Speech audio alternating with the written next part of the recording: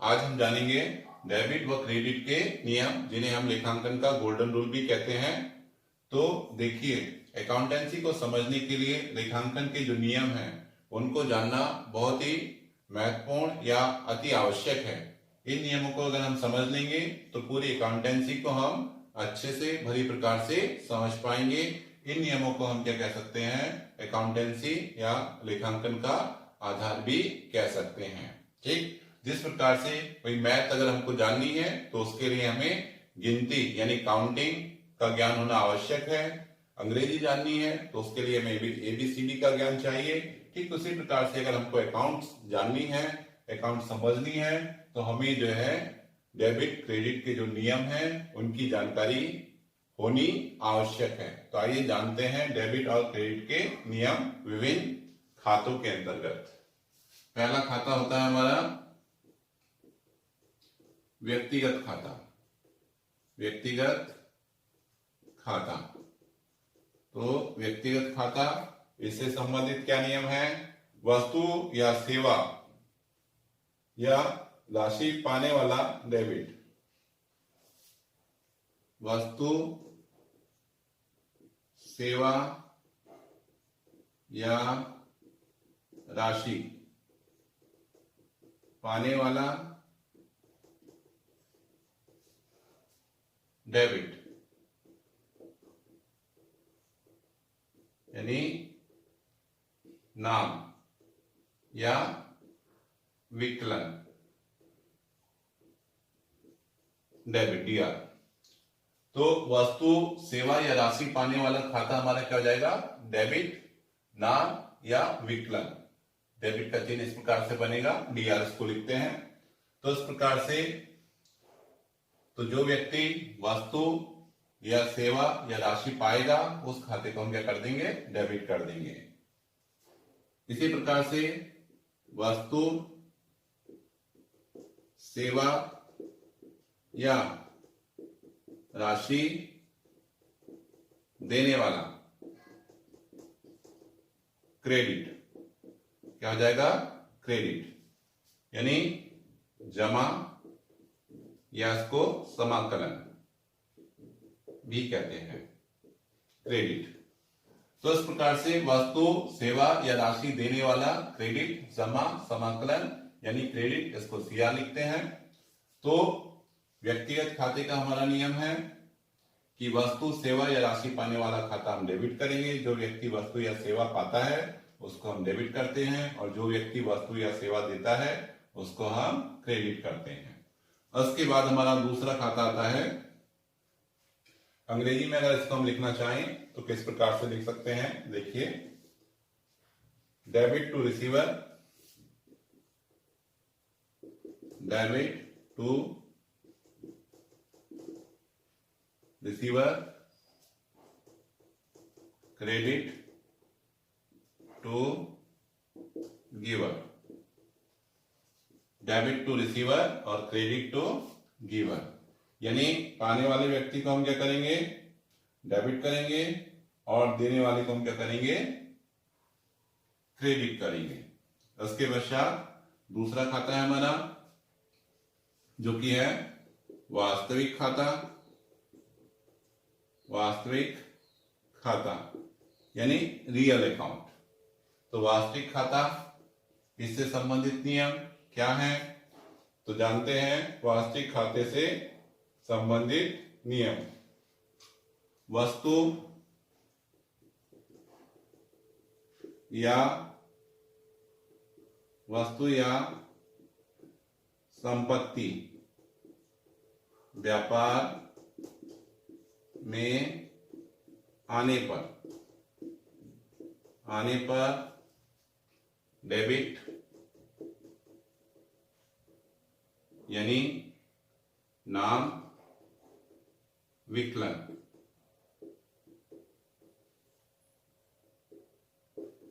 Debit होगी। वस्तु या संपत्ति अगर व्यापार में आती है तो उसको हम क्या करते हैं?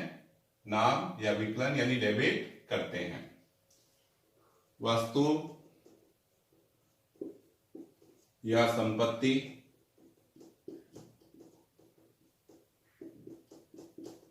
व्यापार से जाने पर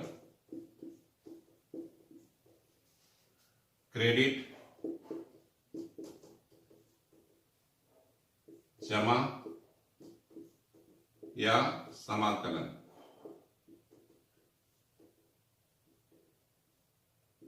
क्रेडिट होगी। तो इस प्रकार से वस्तु या संपत्ति व्यापार से जाने पर क्या होती है? क्रेडिट, यानी जमा या समाकलन क्रेडिट होगी। आने वाली वस्तु जो है डेबिट होगी और जाने वाली वस्तु क्रेडिट होगी। अंग्रेजी में इसको लिखेंगे debit what comes in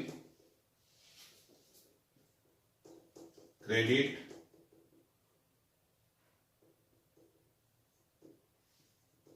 what goes out।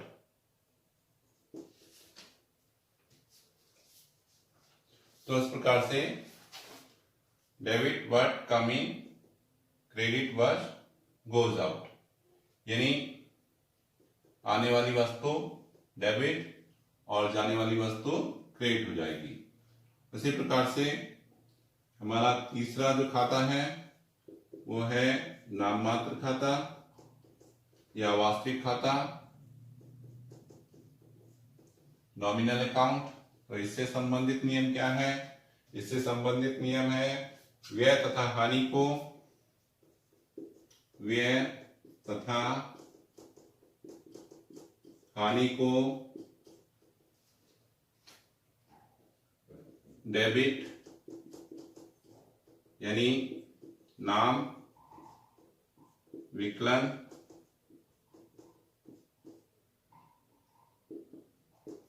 और आय तथा लाभ को क्रेडिट,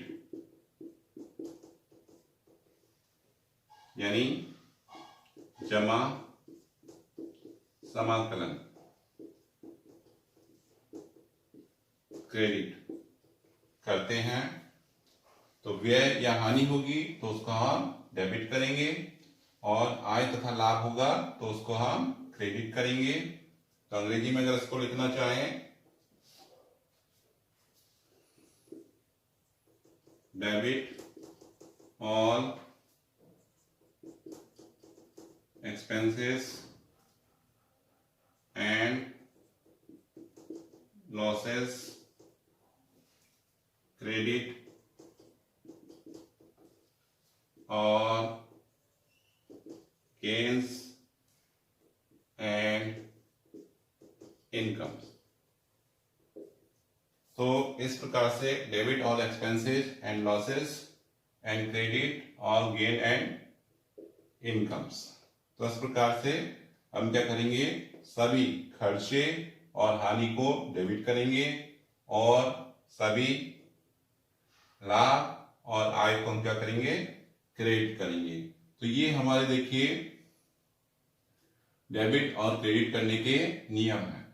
तो अगर हम इनको संक्षिप्त करना चाहें तो देखिए इस प्रकार से पाने वाला डेबिट हो गया और देने वाला क्रेडिट हो गया। यहां पर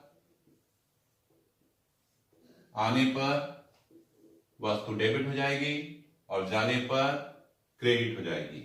इसी प्रकार से यहां से हम लेंगे इतना पार्ट, व्यय या हानि डेबिट हो जाएगी और आय तथा लाभ क्रेडिट हो जाएगा।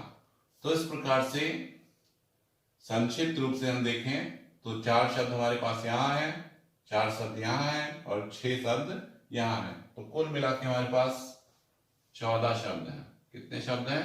14 शब्द।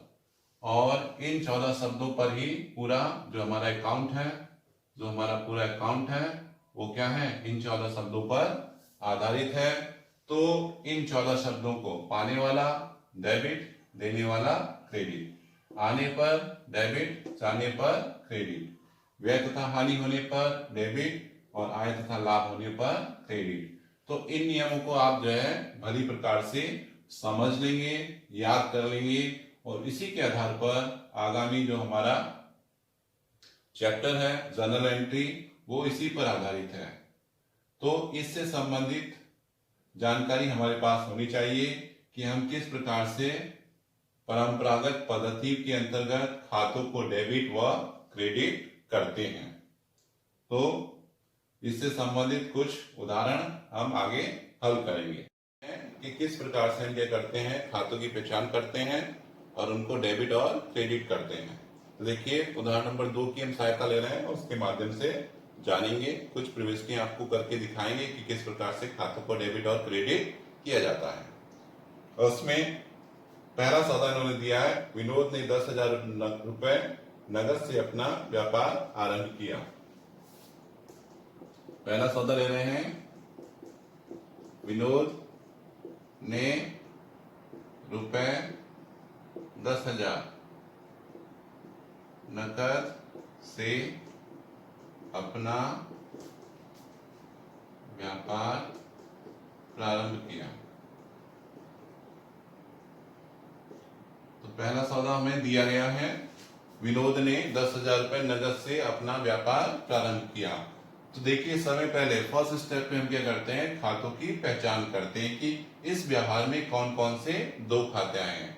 दोहरा लेखा प्रणाली के अनुसार प्रत्येक व्यवहार में कम से कम 2 खाते मौजूद होते हैं। तो समय पहले हमें क्या करना पड़ेगा, उन 2 खातों की पहचान करनी पड़ेगी। तो पहचान करने के लिए हमें खातों की परिभाषा भली प्रकार से ज्ञात होनी चाहिए। तो देखिए यहाँ पर पहला खाता किसी व्यक्ति का नाम आया है जो कि है विनोद, तो इसलिए विनोद कैसा खाता हो गया हमारा, व्यक्तिगत खाता। व्यक्तिगत खाता यानी पर्सनल अकाउंट। किसी व्यक्ति, संस्था, फर्म, कंपनी या निगम के नाम से खोले जाने वाले खाते का कहलाते हैं व्यक्तिगत खाते। विनोद एक व्यक्ति है इसलिए व्यक्तिगत खाता। दूसरा है नगद, किसी वस्तु का नाम है, ठीक है भाई, नगद कैश रोकड़ एक वस्तु है। तो दूसरा खाता हो गया हमारा वास्तविक खाता। दूसरा खाता क्या हो गया, वास्तविक खाता। तो देखिए सेकंड स्टेप हमारा पूरा हो गया। पहले स्टेप में हमने क्या किया भाई, खाते का पहचान किया कि व्यवहार में कौन कौन से 2 खाते आए हैं, ठीक। और दूसरे स्टेप में हमने क्या किया, जय खाते का वर्ग पहचाना। विनोद, विनोद क्योंकि व्यापार का स्वामी है तो यहाँ पर विनोद का हम नाम नहीं लिखते हैं, ठीक है। इसकी जगह हम क्या करते हैं, व्यापार के स्वामी के लिए जिन खातों का हम प्रयोग करते हैं वो होता है पूंजी खाता और आहरण खाता। तो यहाँ पर ये हो जाएगा हमारा कैपिटल अकाउंट, पूंजी खाता नगद, ये हो जाएगा हमारा कैश अकाउंट। अब देखिए पहले स्टेप में अपने खाते पहचाने, दूसरे स्टेप में हमने उसके वर्ग पहचाने। अब तीसरे स्टेप में हम क्या करते हैं, खातों को डेबिट और क्रेडिट करने के लिए इससे संबंधित नियम लगाते हैं। तो देखिए विनोद व्यक्तिगत खाता है और व्यक्तिगत खाते का नियम क्या था, व्यक्तिगत खाते का नियम था पाने वाला और देने वाला।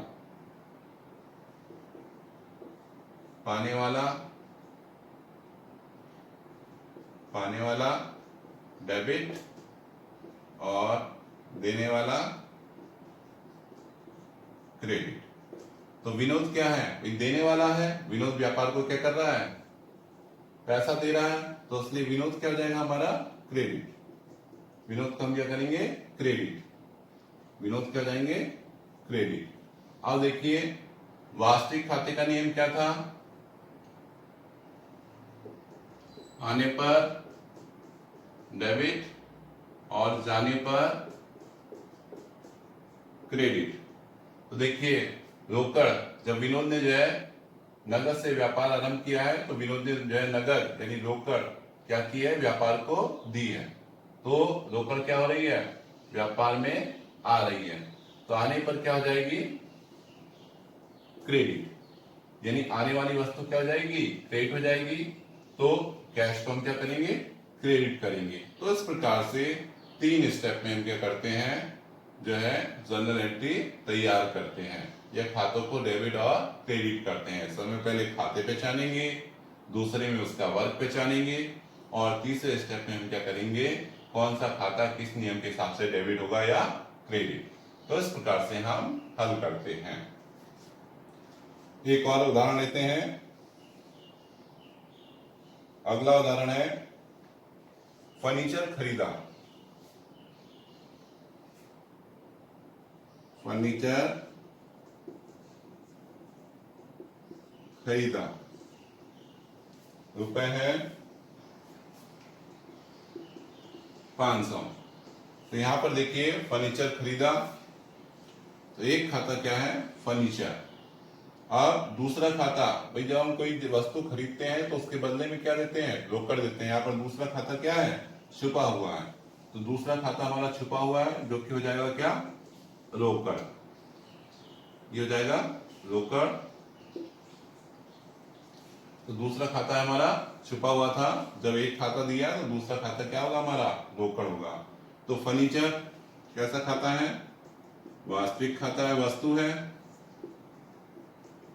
क्योंकि किसी वस्तु या संपत्ति के नाम से जो भी खाता खोला जाता है वो वास्तविक खाता कहलाता है। तो फर्नीचर हमारा जो है वास्तविक खाता हो गया, रोकड़ वस्तु है, वास्तविक खाता हो जाएगा, वास्तविक खाता। तो इस प्रकार से फर्नीचर हमारा वास्तविक खाता, रोकड़ वास्तविक खाता। तो वास्तविक खाते का नियम हमने यहाँ पर दिया है। तो इस नियम के हिसाब से फर्नीचर जब हम खरीदेंगे तो फर्नीचर क्या होगा, व्यापार में आएगा। आने पर तो आने वाली जो वस्तु है वो क्या हो जाएगी, डेबिट। और रोकड़ व्यापार से जाएगा, जाने पर जाने वाली वस्तु क्या हो जाएगी, क्रेडिट। तो इस प्रकार से हम क्या करते हैं, नियम अप्लाई करते हैं। एक और ले लेते हैं उदाहरण नाम मात्र के खाते का। तीसरा है वेतन दिया। वेतन दिया 1200 रुपए, 1200 रुपए। तो वेतन दिया, तो देखिए एक खाता हो गया वेतन। खर्च है हमारा दिया, तो क्या दिया होगा भुगतान में, रोकड़। दूसरा खाता छुपा हुआ था, याद कर लेंगे। तो देखिए वेतन कैसा खाता है, नाम मात्र। कैसा खाता है, नाम मात्र खाता। और ये खाता कैसा है, वास्तविक खाता। यह है हमारा वास्तविक खाता। तो देखिए नाम मात्र का नियम क्या है, व्यय तथा हानि होगी डेबिट, और आय तथा लाभ होगा क्रेडिट। तो देखिए पहले स्टेप में खाता हमने पहचान लिया, दूसरे स्टेप में वर्ग पहचान लिया, और तीसरे स्टेप में हम क्या करेंगे, नियम लगाएंगे। तो जब हम वेतन देंगे तो हमारा क्या होगा, व्यय होगा, खर्च होगा। तो खर्च के लिए यहां पर हम क्या करेंगे, इसको डेबिट। और रोकड़ वास्तविक खाते से संबंधित है, यानी रोकड़ हमारे पास से जाएगी तो रोकड़ पर किसका नियम लगेगा, वास्तविक खाते का। तो जाने पर क्या हो जाएगी, क्रेडिट। तो इस प्रकार से स्टूडेंट्स हम क्या कर सकते हैं, अपनी प्रविष्टियां कर सकते हैं। 3 स्टेप में इसको हम पूरा करते हैं। फर्स्ट स्टेप में खाता पहचानते हैं, दूसरे स्टेप में वर्ग पहचानते हैं, और तीसरे स्टेप में इससे संबंधित नियम लगाते हैं। तो इस प्रकार से हमने आज जाना है कि किस प्रकार से हम क्या करेंगे, खातों की पहचान करेंगे, परिभाषा के आधार पर उसका वर्ग निश्चित करेंगे, और डेबिट और क्रेडिट के नियम के हिसाब से उन खातों को हम डेबिट और क्रेडिट करेंगे। धन्यवाद।